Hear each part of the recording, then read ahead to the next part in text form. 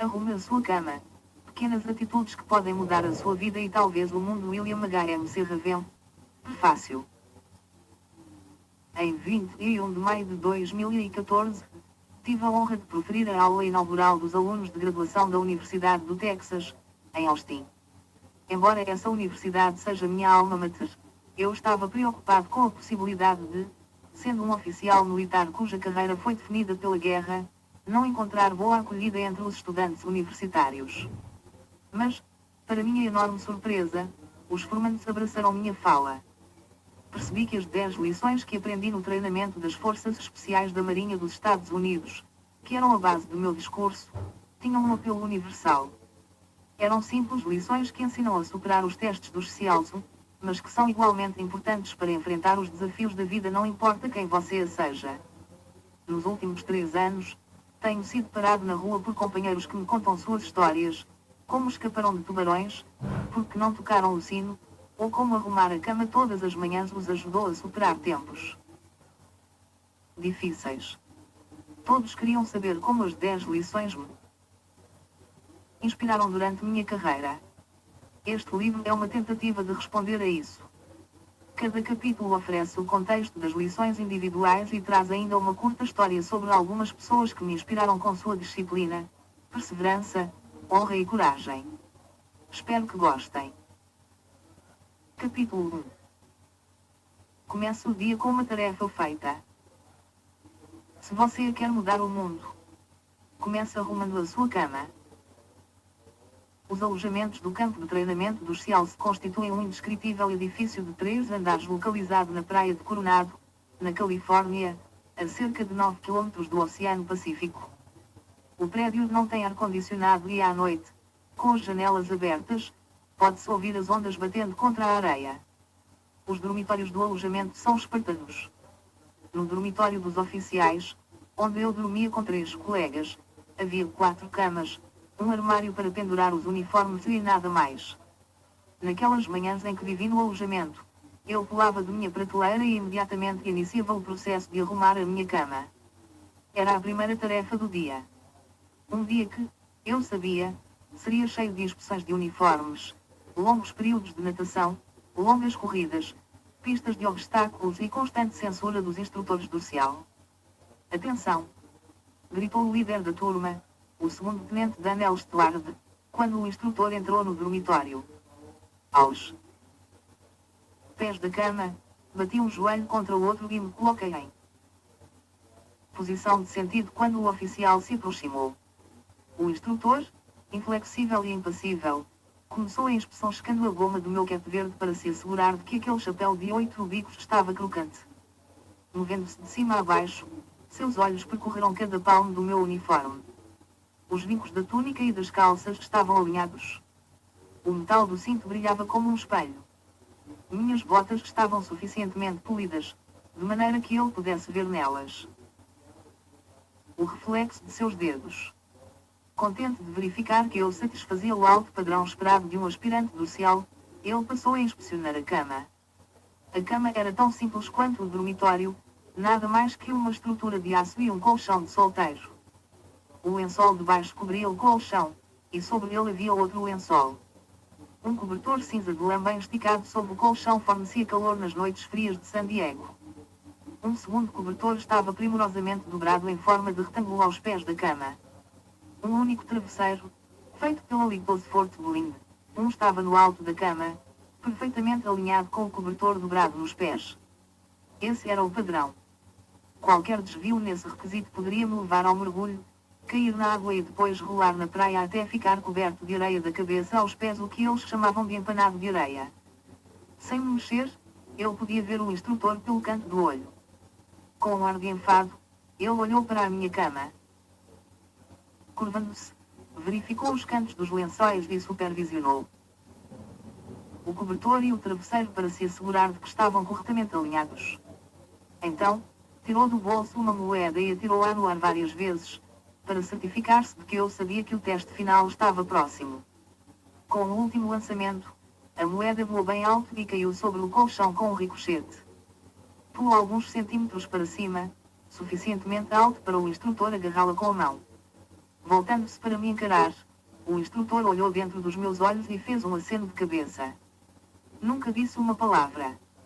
Arrumar a cama corretamente não seria motivo de elogio. Era o que se esperava de mim. Era minha primeira tarefa do dia, e executá-la bem era importante. Demonstrava disciplina. Revelava a minha atenção ao detalhe e, no fim do dia, seria um lembrete de que eu havia feito uma coisa da qual poderia me orgulhar, não importa quão pequena fosse. Durante toda a minha vida na Marinha, arrumar a cama foi uma tarefa com que eu podia contar todos os dias. Como um jovem seal a bordo do SS Greybuck, um submarino de operações especiais, eu estava alojado na enfermaria, onde as camas eram empilhadas de 4 em 4, umas em cima das outras. O velho médico da enfermaria insistia que eu arrumasse minha cama todas as manhãs. Sempre observava que, se as camas não estivessem arrumadas e o dormitório não estivesse limpo, como os marinheiros podiam esperar os melhores cuidados médicos? Como vinha descobrir mais tarde, essa crença na limpeza e na ordem se aplicava a todos os aspectos da vida militar. 30 anos mais tarde, as torres gêmeas vieram abaixo em Nova York. O Pentágono foi atingido, e bravos americanos morreram em um avião que sobrevoava a Pensilvânia. Na época dos ataques, eu estava em casa, me recuperando de um grave acidente de paraquedas. Uma cama hospitalar tinha sido instalada em meu quarto e eu passava a maior parte do dia deitado, tentando me recuperar. Mais do que qualquer outra coisa, eu queria sair daquela cama. Como todos os SEALs, ansiava por estar na luta, ao lado de meus companheiros. Quando finalmente tive condições de me levantar da cama sem ajuda, a primeira coisa que fiz foi esticar bem os lençóis, ajustar a posição do travesseiro e me certificar de que a cama hospitalar parecesse apresentável para todos os que entrassem em casa. Era a minha maneira de mostrar que tinha superado o acidente e que seguiria em frente na vida. 4 semanas depois do 11 de setembro, fui transferido para a Casa Branca, onde passei os 2 anos seguintes no recém-criado Escritório de Combate ao Terrorismo. Em outubro de 2003, eu estava no Iraque, em nosso alojamento temporário no aeroporto de Bagdá. Nos primeiros meses, dormíamos em camas de campanha do exército. Apesar disso, todas as manhãs eu acordava, enrolava o meu saco de dormir, arrumava o travesseiro no alto da cama e estava pronto para o dia. Em dezembro de 2003, as forças norte-americanas capturaram Saddam Hussein. Ele foi mantido em confinamento numa sala pequena e também dormia em uma cama de campanha, mas com o luxo de lençóis e um cobertor. Uma vez por dia, eu visitava Saddam para me certificar de que meus soldados estavam lhe dando o tratamento adequado. Um tanto surpreso, notei que Saddam não arrumava sua cama. As cobertas estavam sempre amarrotadas aos pés da cama de campanha, e ele raramente parecia disposto a esticá-las. Durante os 10 anos seguintes, tive a honra de trabalhar com alguns dos melhores homens e mulheres que a minha nação já produziu, de generais a soldados rasos, de almirantes a marinheiros, de embaixadores a datilógrafos. Os americanos que serviam além mar, no esforço de guerra, chegavam com total disposição, sacrificando muita coisa para proteger esta grande nação. Todos eles entendiam que a vida é dura e que às vezes pouco se pode fazer para influenciar o resultado do dia. Na guerra, soldados morrem, famílias sofrem, nossos dias são longos e cheios de momentos de ansiedade. Procuramos algo que possa nos dar consolo, que possa nos motivar a iniciar o dia, que possa nos dar orgulho num mundo quase sempre horrível. Mas não é só o combate. É a vida cotidiana que precisa dessa sensação de organização. Nada pode substituir a força e o conforto da fé, mas às vezes o simples ato de arrumar a cama pode nos dar o estímulo que precisamos para começar o dia e a satisfação de terminá-lo bem. Se você quer mudar a sua vida, e talvez o mundo, comece arrumando a sua cama. Capítulo 2.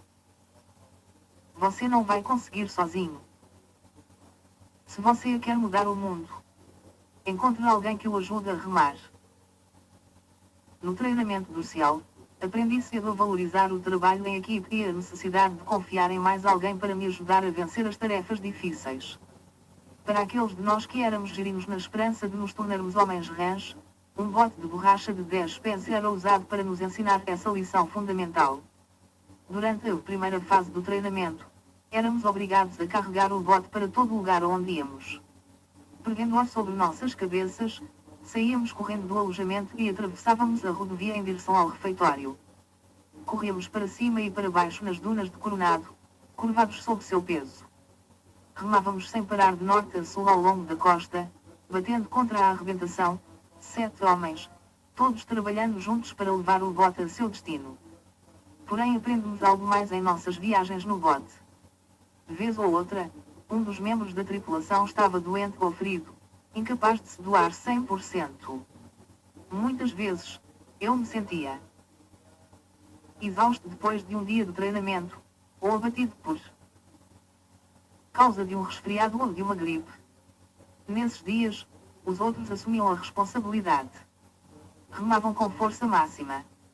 Mergulhavam os remos mais fundo. Ofereciam-me suas rações para me dar uma força extra. E, quando era a minha vez, eu devolvia o favor. Aquele pequeno bote de borracha nos fez perceber que nenhum de nós conseguiria aguentar o treinamento sozinho. Nenhum seal seria capaz de combater sozinho. No final, todos precisamos de quem nos ajude a enfrentar as dificuldades em tempos difíceis. Asterisco, asterisco, asterisco. Nunca a necessidade de ajuda foi mais evidente para mim do que 25 anos depois, quando comandei todos os SEALs da Costa Oeste. Eu era o comandante do Grupo AN das Forças Navais Especiais em Coronado. Um capitão da Marinha. A essa altura, eu já passara décadas liderando os SEALs ao redor do mundo. Eu estava fora, em um salto de paraquedas de rotina, quando a situação se complicou terrivelmente. Voávamos em um C-130 Hercules, a 3.600 metros de altitude, nos preparando para o salto. Pelo fundo da aeronave, pude ver um lindo dia californiano. Nenhuma nuvem no céu. O Oceano Pacífico estava calmo, e, daquela altitude, podia-se avistar a fronteira do México a poucos quilômetros de distância. O mestre de salto gritou: "Preparar!" Então, na ponta da rampa, pude ver o chão lá embaixo. O mestre me encarou nos olhos, sorriu e gritou: "Vá, vá, vá!" Mergulhei para fora da aeronave, com os braços totalmente estendidos e as pernas levemente dobradas para trás. A rajada de vento proveniente da hélice me empurrou para a frente, até que meus braços apanharam ar e eu estabilizei.